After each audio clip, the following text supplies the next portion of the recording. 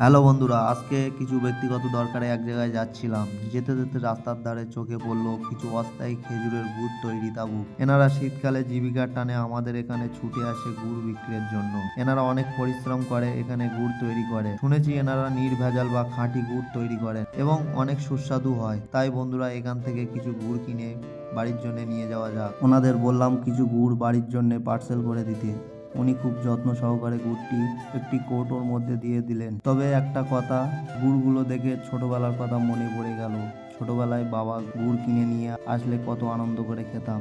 দিনগুলো অনেক মিস করি। হয়তো এখন অনেক বড় হয়ে গেছি, কিন্তু এই সব দিনগুলো ভোলার নয়। এনাদের সাথে কথা বলে জানতে পারলাম যে এনারা পূর্ব মেদিনীপুর জেলার কাঁথির থেকে এসেছেন গুড় বিক্রির জন্য। শীতকাল শেষ হলে আবার বাড়ি ফিরে যাবেন। কাঁথির খেজুরের গুড় মানেই একটা বিশ্বাস। প্রজন্মের পর প্রজন্ম ধরেই কাজ করে আসছেন এনারা। সুপার মার্কেটের প্যাকেটের ভিড়ে আমরা ভুলে যাচ্ছি এই গ্রাম বাংলার ঐতিহ্যকে, এই মানুষগুলোকে।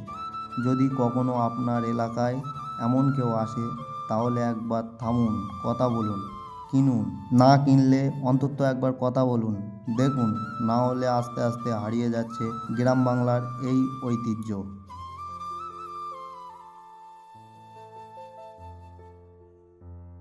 ঠিক আছে বন্ধুরা, চলুন। আমাদের এখন গুড় কেনা হয়ে গিয়েছে, আমরা এখন বাড়িতে রওনা দেই।